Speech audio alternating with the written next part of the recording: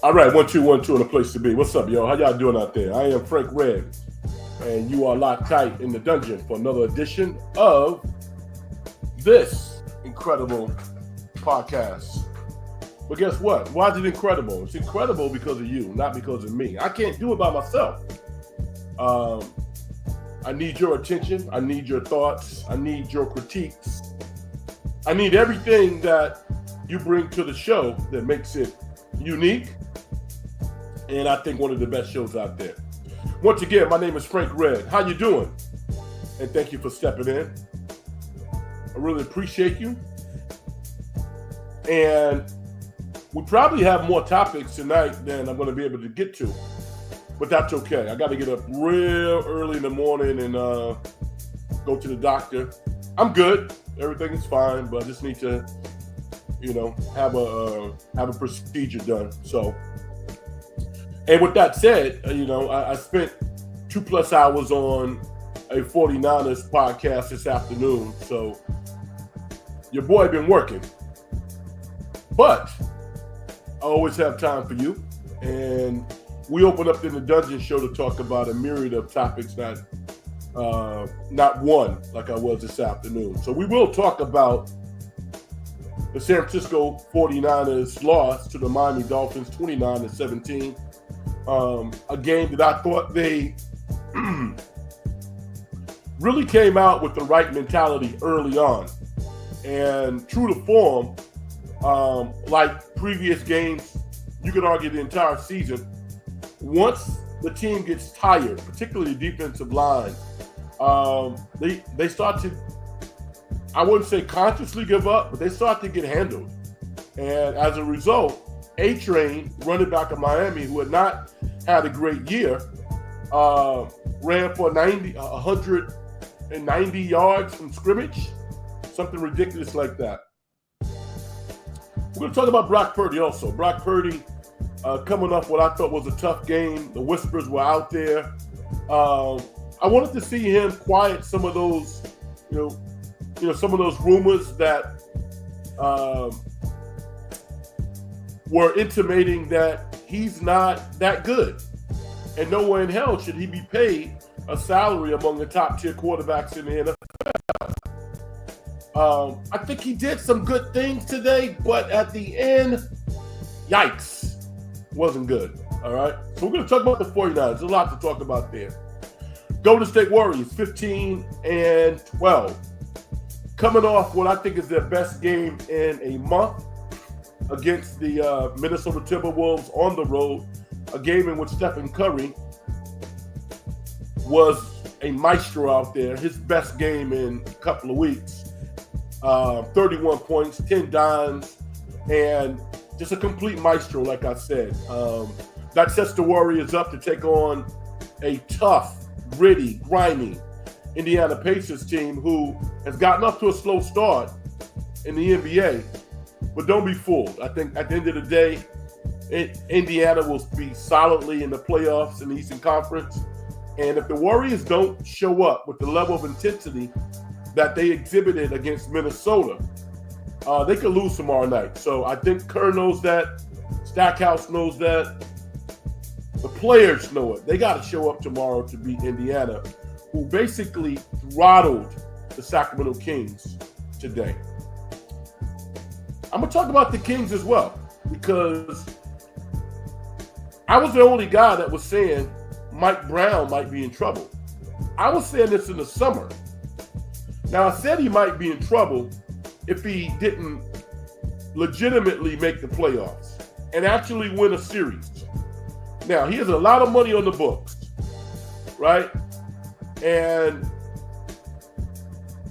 nobody likes to eat millions of dollars. I don't care how rich the Kings owner is, ride or die. So I think Mike Brown has a little time, but his challenge is this. He might have lost the team. And I actually know what that feels like. I lost a team that I was coaching once, and I got it back in the same day. Now, granted, I'm coaching high school kids. It's not the same. But I do understand what that is about. And you got to take everything within your existence to stand on what you believe in, to slowly reaffirm to your players why they're here. They're not here because of the money. Go back to high school, go back to junior high school, go back to JV, varsity, when you had nothing. And all you wanted to do was to play for the love of the game. That's what you got to touch. And Mike Brown needs to lock into that. So we'll talk about whether or not he can do that. On a sad note, the great Ricky Henderson, Oakland legend, MLB legend, has passed at the age of 65. He passed on Friday. And, it's not uncommon to see Ricky Henderson in the open with no security in Oakland. Just being himself, just doing his thing.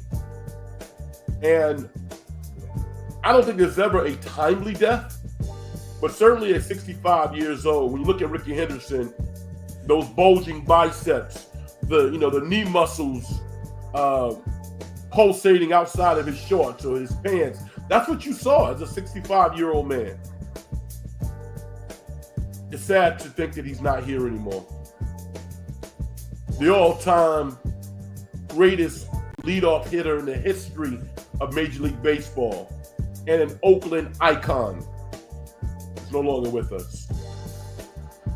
My prayers and condolences go out to Ricky Henderson's family, who I believe are still very prominent in Oakland, California in some form or fashion. So we'll get into that. I also got to take on the NBA, the ratings, why the ratings are down. There's levels to this, and it's not an easy answer, but it's not something that I'm concerned about, because the one player that the NBA needed to continue to ascend, that's happening. Victor Wembanyama is coming. In his second year, he has the Spurs above 500. San Antonio wanted Reed Shepherd. I believe they did. They will probably deny it. And they got the kid Castle out of UConn, who has been nothing but outstanding, a Rookie of the Year candidate, along with the veteran leadership of Chris Paul, a guy that, again, for the whole year, I have been saying, Warrior fans, do you know basketball? What do you mean Chris Paul sucks? Now, clearly I'm not talking about all Warrior fans, but there's a lot of people who was like, Chris Paul? I'm like, yo, Chris Paul can play. Don't talk about his age. This is a guy who trains 12 months out of the year doing something that he loves. We're going to talk about the college football playoffs. Been a lot of chalk out there, y'all. I think all of the political things that needed to be done were done to exhibit fairness, which we know really doesn't exist. But the end results are the end results. The big boys are beating up on the little boys. And finally, I'm going to talk about a show that I'm actually watching on cable. I'm not going to review a movie this week. I'm going to talk about a show called The Agency, which is a show on Showtime, Paramount. Got some big hitters on this show. Michael Findresser, Jeffrey Wright, tremendous actor, Harriet Sunham, and Jodie Turner-Smith, Richard Gere. And we're going to talk about the show, The Agency. Pretty darn good. All right. So before I take it over again, I want to get out there and acknowledge all the great people who support me on this show. The wonderful Vicky says, hi, Frank. Right now, the 49ers are broken. O-line, kicker, wide receivers, cornerback, they need a lot. So whose fault is the Kings' failure? Did you ever meet Ricky Henderson? Yes, I did meet Ricky Henderson. Ricky Henderson and I used to go to the same bank, the same Wells Fargo bank. So it was not uncommon to see Ricky Henderson at the bank on Lakeshore Avenue, downtown. I mean, I saw Ricky Henderson quite a few times. Maybe at the Claremont, I probably saw him. So yeah, we all know life's not fair, man. It's just not fair. And we can't take anything for granted. Every time that we wake up, it's truly a blessing. I don't take anything for granted. I really don't. But as I said, my condolences go out to Ricky Henderson's family. Ironically, I became aware of Ricky Henderson when I was in New York, growing up as a teenager, watching him come up and play for the Yankees. You know what I'm saying? He played for the A's, plays for the Yankees, but watching him as a Yankee is when I really became, familiar with not only him but his story. And I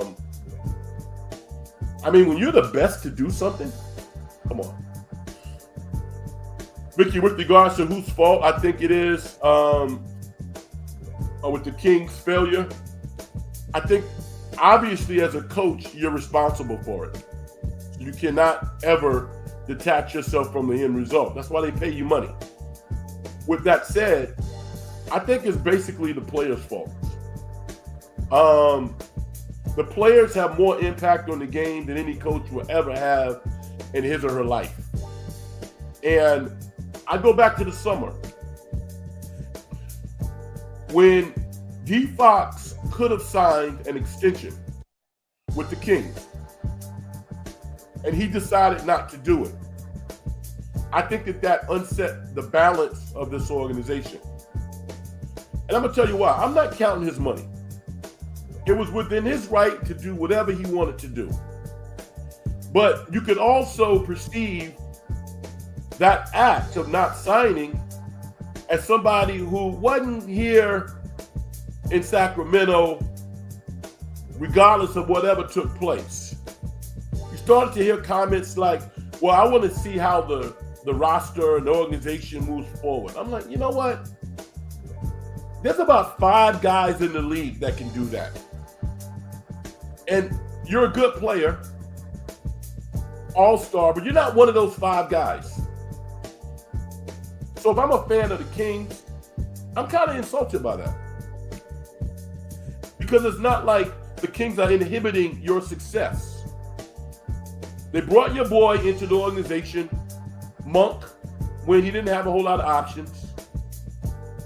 They overpaid him, and I'm glad they overpaid him because I love to see brothers get paid. But do you think that they didn't consider how this is going to affect D. Fox if we don't sign Malik Monk? Come on, man. Now, is it your fault? No. Is it absurd to have you be the point person with Domantas Sabonis and Malik Monk to bring the young Murray along? You got DeMar DeRozan. Yo, man, the Kings management has done everything they can do to put a good product on the floor. And Mike Brown is a good coach. The only other thing that I can think of right now, and actually Matt Barnes said this about Mike Brown before he got hired, when they were comparing Mike Brown to Mark Jackson. And Matt Barnes was like, something to the effect, and I'm paraphrasing, that he didn't know if he could communicate, that he could relate to the players or communicate with the players. In the first year, they were outstanding. They did okay after that. But that's kind of where we are right now. That's where we are right now. I'm disappointed. Because the Sacramento Kings fans in that market, they made me. If it wasn't for Sacramento, I would not have had a run. in this business. It's not about the money. It's about the reverence, man. You know how that feels to have people really like what you do?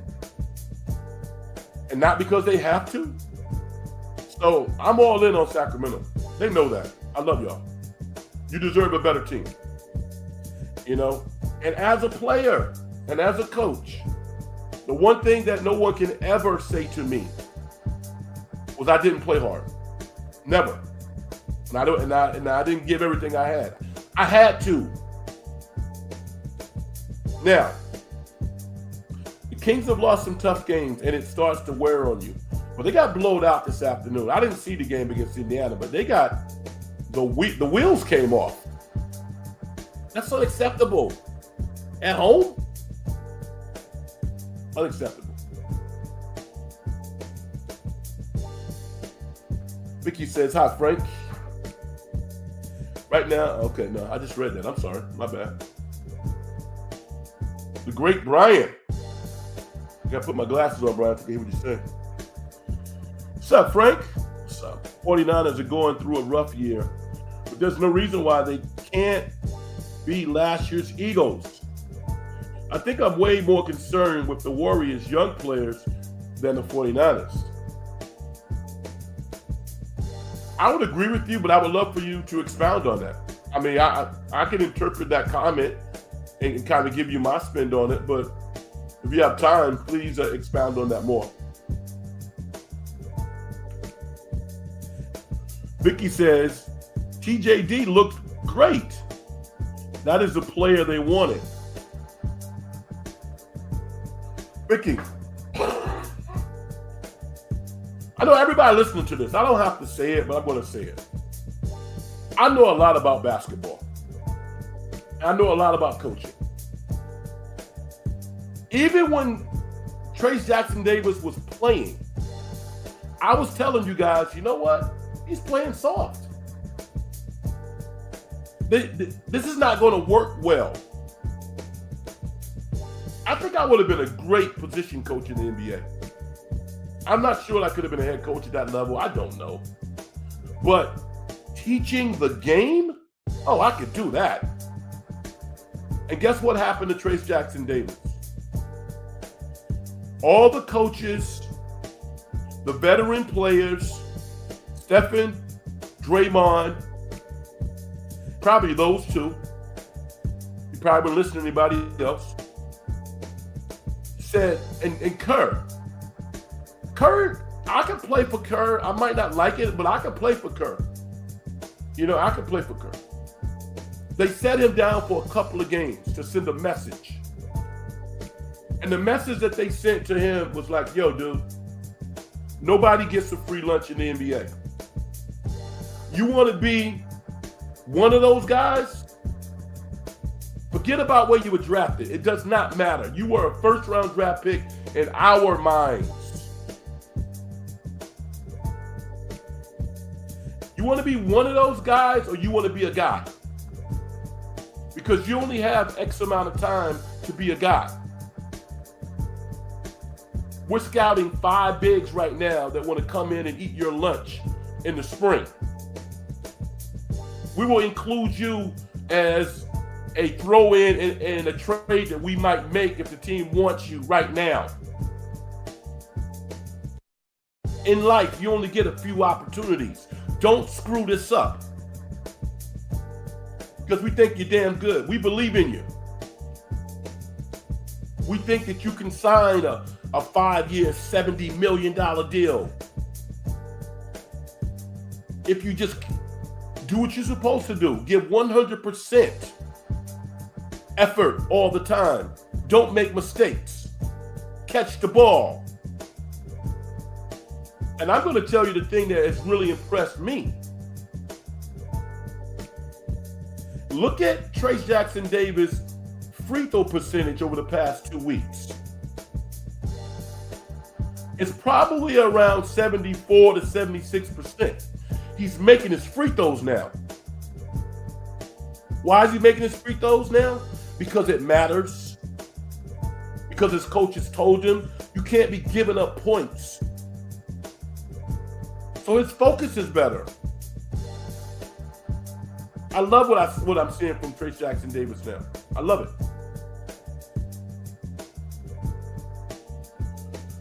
Southern Justin, Iowa. What's up? The Kings do not have a bench.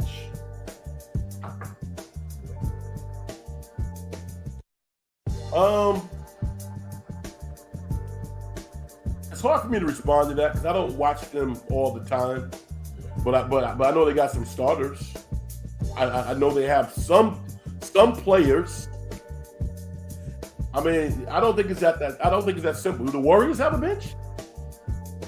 If the Warriors have a bench, it's based on players they developed. Why don't they have a bench? Expound on that point, please.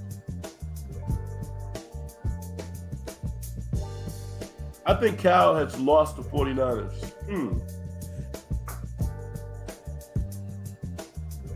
That's interesting take, Vicky. Here is my take. I think that his personality, I think Shanahan is obviously a very talented coach. Anybody says the guy sucks, I mean, come on. He doesn't suck. You're judging him without having all of his pieces, his injuries and all of that.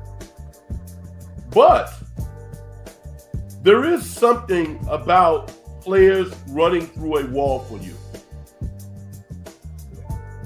You guys saw Leonard Hankerson chewing out Ricky Pearsall, for not lining up on the line of scrimmage after the 49ers had a big play by Debo. Did you see Leonard Hankerson get with him? You don't see that from Kyle Shanahan. I'm not saying that you have to be somebody who you're not. I'm not saying that. What I'm saying is that you have to have an open line of communication with your players. All your players.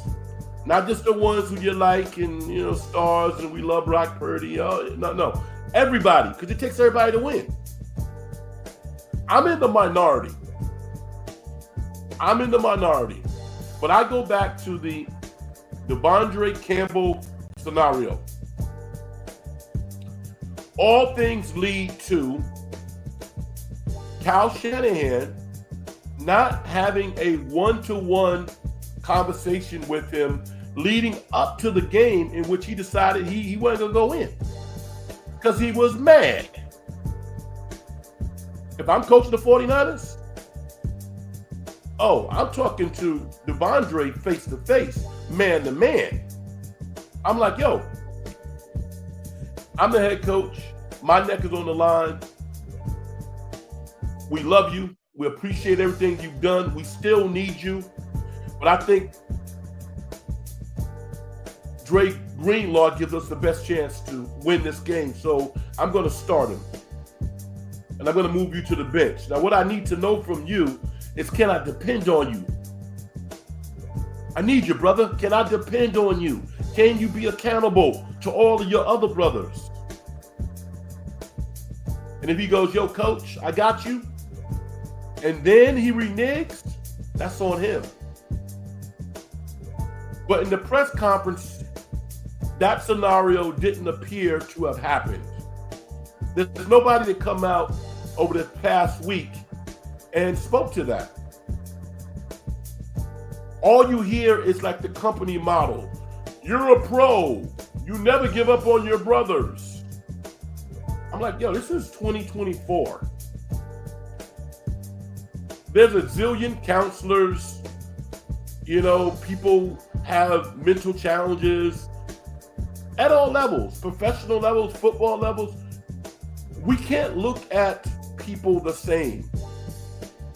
We don't know if that benching stimulates some type of trauma that Campbell has gone through. We don't know. All it took as a coach was a simple one-to-one talk to him. Mike Tomlin would have talked to him. Andy Reid would have talked to him. Dan Campbell would have talked to him. why does it appear that Shanahan did not talk to him? I got a problem with that. Now, is it Campbell's fault? Yes, it's his fault. Should he have played? Yes. Would I have played? Yes. But I'm not comparing myself to another man. Everybody's different. And coaches who understand that everybody is different puts themselves in a position to get maximum out of their players.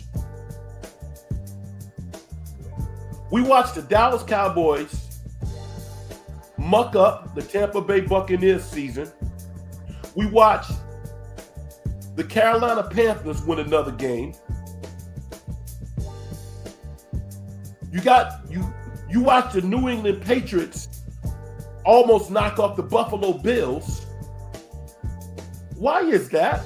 Because they're playing for their coaches. You got the 49ers rolling out here. Personal fouls. Personal fouls are just not acceptable. The 49ers' margin for error was small, but they could have won this game had they been buttoned up and didn't make any mistakes. That's coaching.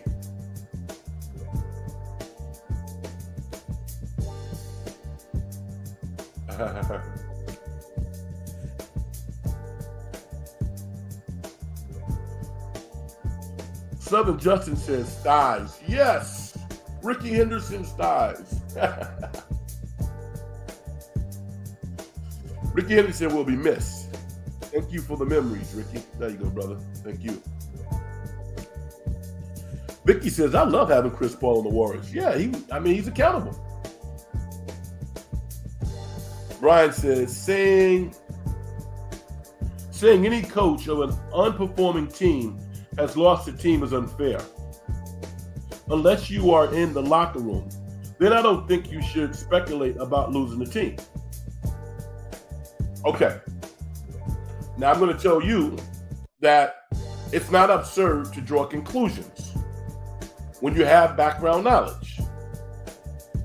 You might not have lost everybody, but coaches lose teams all the time.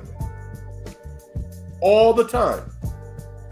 You go on the internet and look at one of these players, listen to some of these players' podcasts, and they'll give you the real. It's February or March, and we're already thinking about vacation plans. Coaches lying to players. Oh yeah, I'm going to play you, blah, blah, blah. Next thing you know, you're cut. It happens, dude.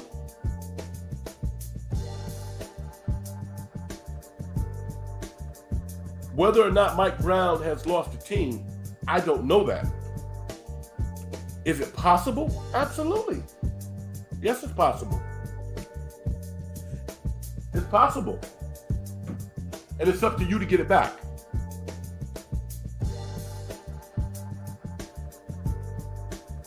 It happens. You got to get it back. So I would ask you, have you ever coached a team? Have you ever lost a team? What are the characteristics of that? One of the characteristics is not playing hard, not showing up, not being disciplined, not being buttoned up.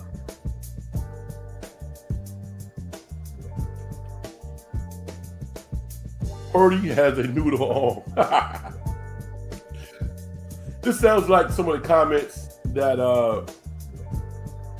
Larry Krueger gets on the Krug Show's postgame show with regards to 49ers. If you said Brock Purdy's arm isn't the strongest, you would not be lying. Okay? He doesn't have a great arm. What he does have is an accurate arm. I think his arm is strong enough. It's not Baker Mayfield.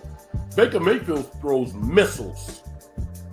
I mean, when he launches that thing, ooh, that thing's gone. So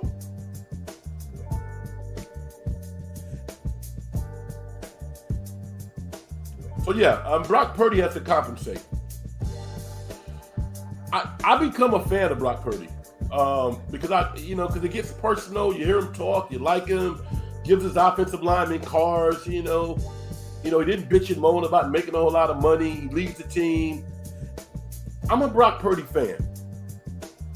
But would I pay Brock Purdy more than $50 million just because that's the quote market? No way in hell. No way. If I guarantee you $100 million on a 4-year contract, hey brother, it's hard out there. All right. Look at this hand that I'm giving you, or you can go out on the free market and figure out what you want to do. I'm not paying him more than $50 million a year. I'm not giving him more than $100 million in guaranteed money. I'm not doing it. It makes no sense. He's not one of those guys. He's a good quarterback. I don't think he's better than Dak Prescott. I don't think he is. I never thought that. I would love to see Dak Prescott be coached up.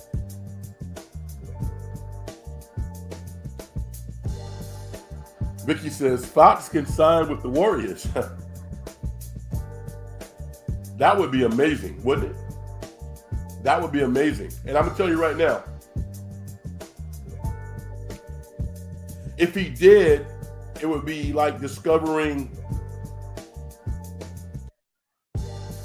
like another Earth planet that has 5 times as many of the riches that this planet has. We go to another galaxy and all of a sudden we see an Earth from afar. Oceans, calm oceans, greenery, trees, great atmosphere, fish, plants, lightweight metals that we've never seen before, as strong as any metals that we've ever seen. Earth 5. That's the Warriors organization, from top to bottom. It would change Fox's perspective. And talk about a transition. Talk about a transition from Stephen Curry to De'Aaron Fox.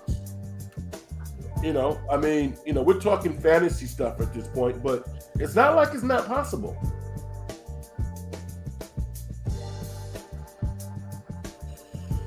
Mike communicated with Draymond Green. Let me read this. Put my glass on. Oh, Mike communicated with Draymond. Wow. Draymond said Mike taught him more about defense than anyone.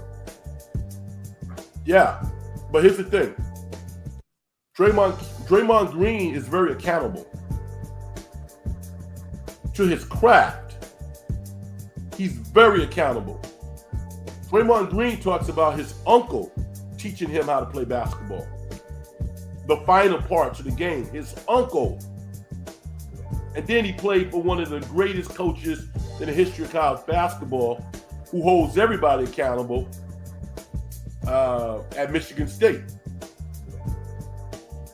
So Draymond's different. Brian says, I'm concerned with the pods and JK going to social media after criticism from Kerr. It's time for the young players to stop having baby deer skin and toughen up.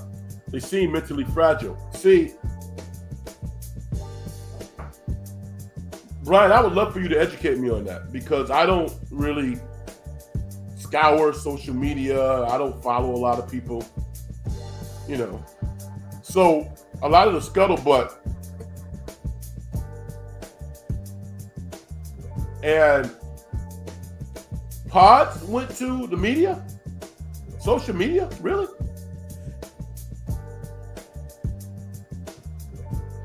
I mean, that kid's playing with fire. I'm not even going to say he did that, because I know Pods' agent was one of the best agents in all of basketball. One of the best. And if there's any player on the Warriors who has gotten more rope, it's Pods. I don't know what kind of gripe he could have.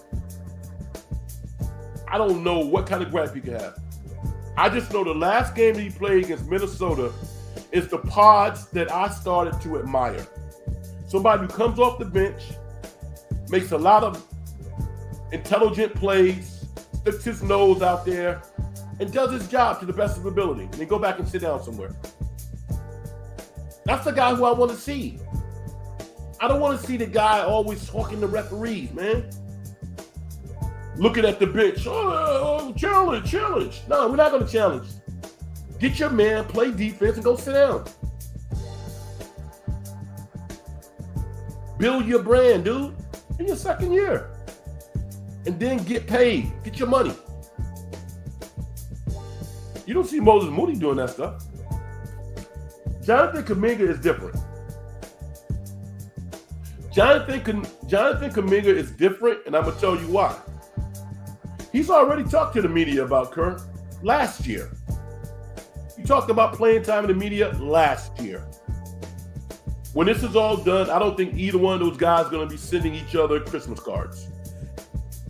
Do I think that there's some coaches out there who could have coached Jonathan Kuminga differently and maybe got more out of him? Yes, I do. Do I think Jonathan Kuminga is stubborn beyond being stubborn? Yes, I do. And so is Kerr. But Kerr got 4 rings. But I get it. My whole thing is, this is year 4. The preliminary fights have already been done. This is a championship battle at this point. You're going to fight and get in the ring, or you're not. Are the Warriors going to trade Kuminga or not? One of the things that my guy Sai has always said, Golden Days, check it out. Covers the Warriors like no other.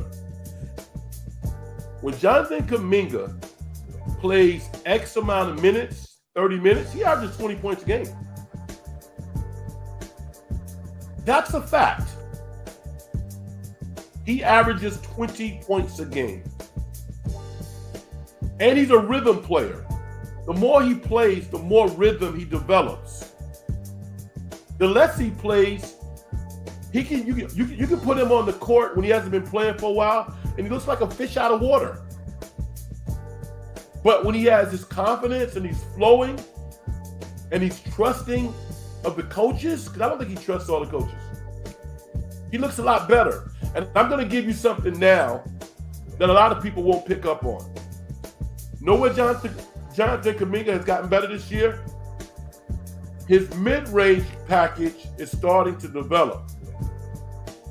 He kind of has a mid-range game now, where he'll go to the mid-post, take a couple of dribbles, contort his shoulders, and find the rim and put it up softly and put the ball in the basket. That's a really tough shot, and he's starting to develop it. And when he goes to that shot, he shoots less three-pointers. He's not hunting shots. So even in this off-balance year, I still see him developing other aspects to his game. I do. Cam Johnson, if Kerr wants Cam Johnson, Warrior fans want it. Hey, man, Cam Johnson's a good player. But Cam Johnson is never going to be better than the third best player on a good team. He's just not. He's not although he's not a spectacular athlete. He's a good athlete. He's not a great defender. He's not a great offensive player. He's good. He's really solid. He's not as good as Andrew Wiggins. In my opinion, he's not.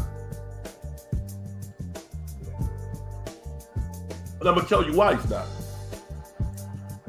Andrew Wiggins is one of the few players in the NBA who can guard all over the court. Andrew Wiggins can pick up a 6'1" guard in the backcourt and harass him all the way up the court. He can play in the half court. He can play in the post. Remember that block Andrew Wiggins had last game? So Cam Johnson is not Andrew Wiggins. What he is a good player. He's probably going to shoot 37 to 39% from three. He's not going to drive to the basket a whole lot. He's not going to complain. He's going to be a good cog. And maybe that's what the words are looking for. I'm just like, yo, man, let Kuminga play or trade him.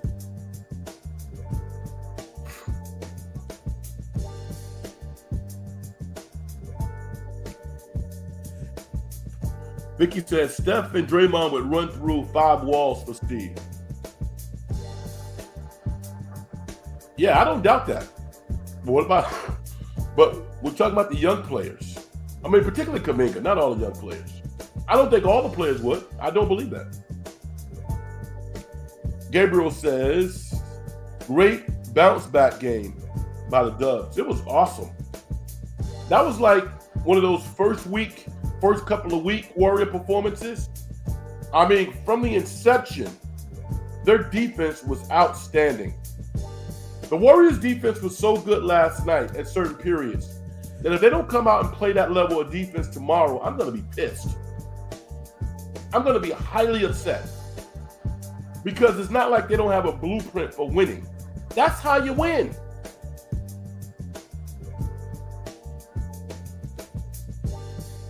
My man Keys. What's up, Frank? Niners seem to have no discipline. It's always been everybody's fault except Kyle and Lynch.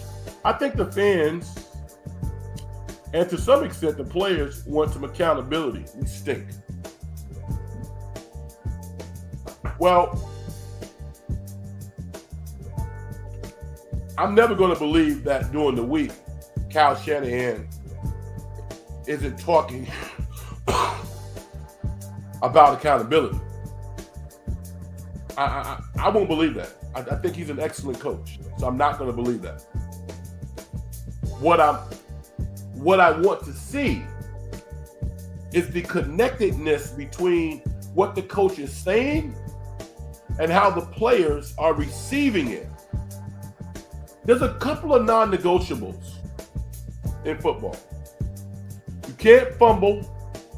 You can't throw the ball away like Purdy did. You can't do that long term. And you cannot make stupid penalties, personal fouls. That will get you out of the league fast. Can't do that. That will get you beat.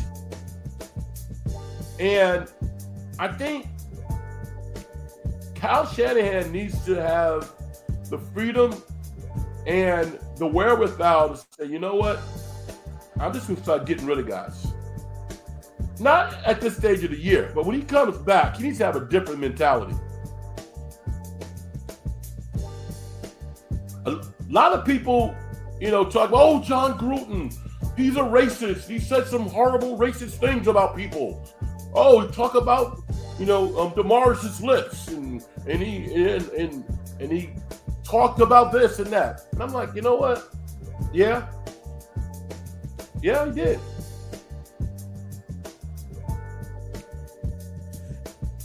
I don't know if that stuff really matters to me if I'm playing. This is my job. Are you not putting me in the game?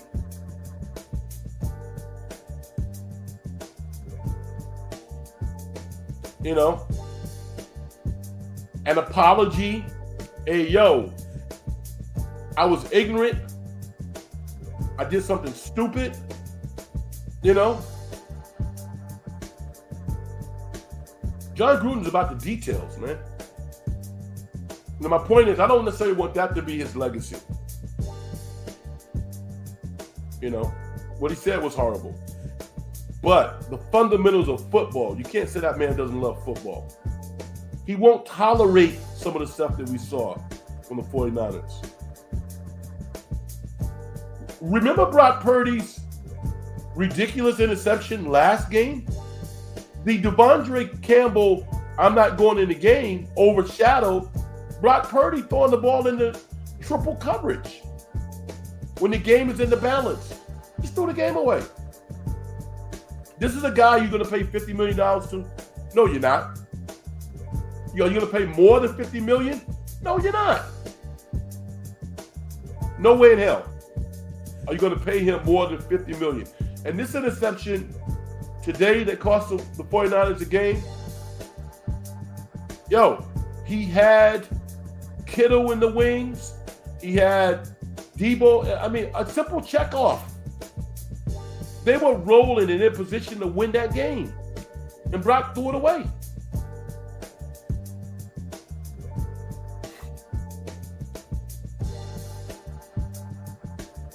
Key says, I'm hearing the NBA ratings is way down from last few years, and it's Adam Silver or the game dissolving into a 3-point shooting contest.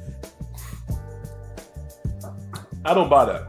I don't buy it at all. Every coach, every organization can play how they want to play. The Chicago Bulls don't shoot a lot of threes. You don't have to shoot a lot of threes. That's ridiculous. My opinion, and I don't know everything. I could be wrong, but I don't think I am. If you look at the history of the NBA, because the NBA has always promoted its stars and not necessarily its teams, they've run into this pothole every now and then. The NBA only promotes a few teams. The Boston Celtics, the New York Knicks, the LA Lakers, the Golden State Warriors. Who else do they promote?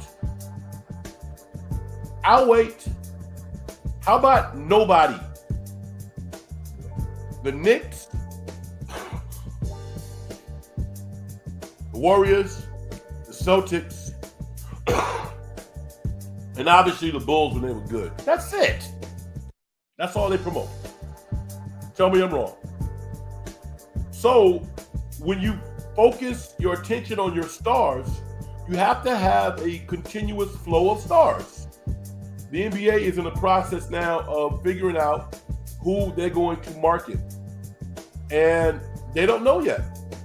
The only bona fide young star in the NBA right now is Victor Wembanyama. And guess what? Victor Wembanyama is going to be on network television probably 20 times next year. So as they develop stars,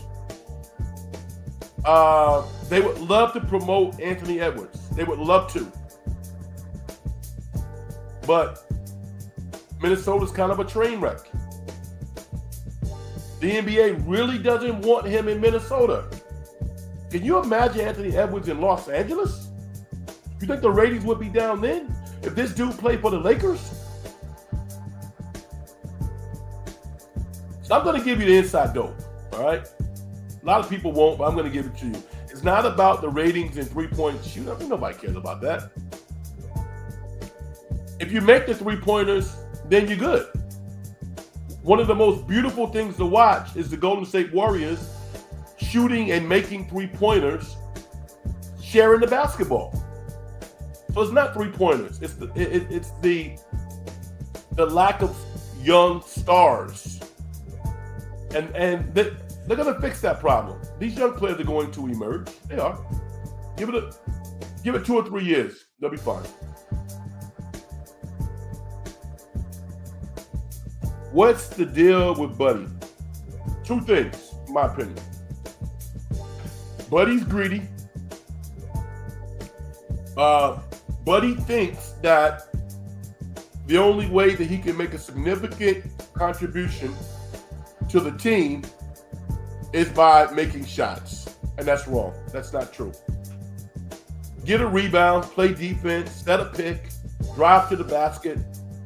And I'm going to tell you what's sad. Watching Buddy Hield up close, he actually has more game than I even thought he had.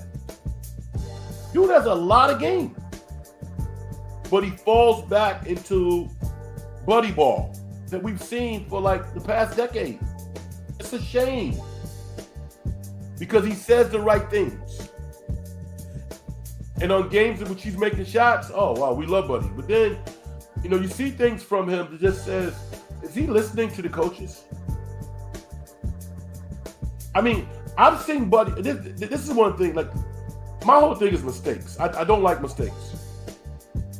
I don't like mistakes. If I made mistakes, I would be like, yo, dude, what are you doing? How many times this year have we seen Buddy Hield let the ball go out of bounds at the baseline? Like the side out of bounds, baseline area. As opposed to catching the ball just flies out of his hands, out of bounds. He'll dribble out of bounds. He'll kick it off his leg. I'm like, these are things that can't happen. So,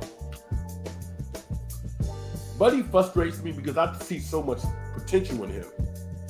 And most importantly, I think a good run with the Warriors could extend his career by 3 years. Can you imagine getting an extra $15 to $20 million to do something that you would do for free? Mind-boggling. Vicky says, Wiggins looked so much more at ease this year. He had the weight of the world on his shoulders the last couple of years. Yeah, I'm so proud of him. I'm so proud of him. Every aspect of his game is thriving. His free throw shooting, his mid-range, his three ball. And guess what? His defense has not suffered one bit. He's the clear MVP of the team. Clear MVP of the team. 27 get 1 quarter of the season in. Buddy, Andrew Wiggins is the MVP of the Warriors. 1/3 of the way done. Ant-Man to the Warriors. Whoa.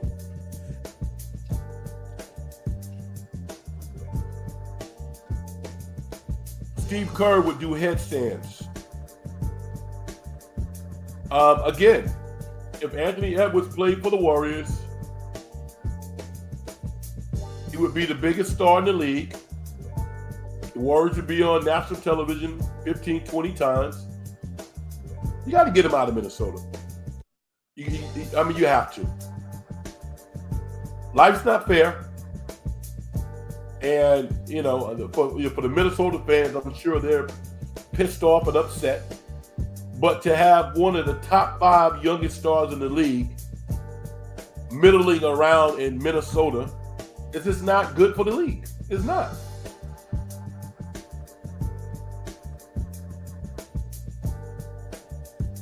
Steve needs to sit Buddy for 2 games. He set him out. I don't know if he set him out for 2 games yet, but he set him out. He has. Buddy needs to stop lying to himself.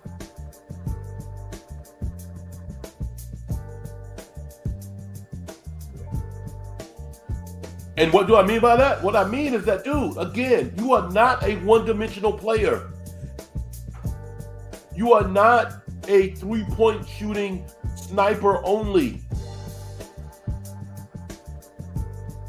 Look at Nolan Powell, man. You see how good Nolan Powell is? Norman Powell, excuse me.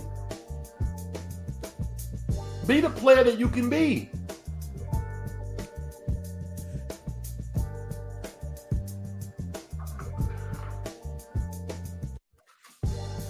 Wow, man.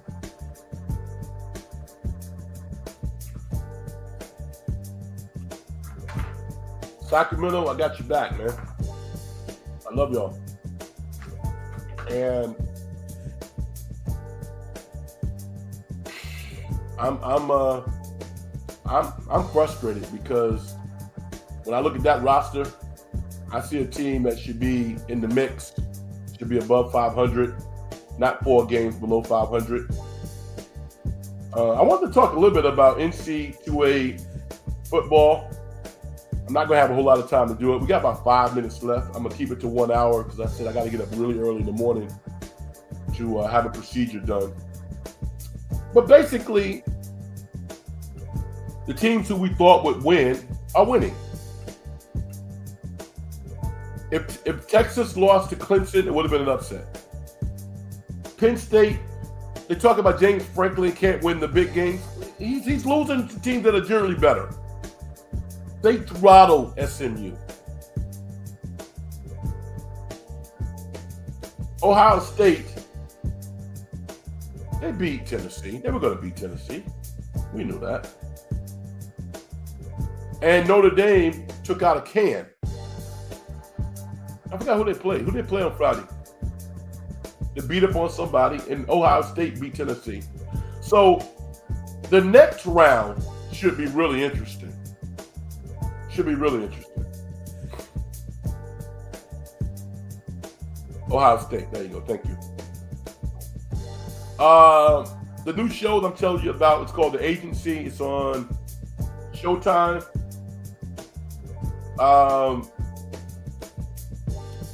If you like spy stuff, Jason Bourne, all that type of stuff, it's a great show. It has great actors in it. I mean, Jeffrey Wright, man, Michael Fassbender, Richard Gere, Harriet Sonam, Jodie Turner-Smith. I mean, all of these really big-time stars.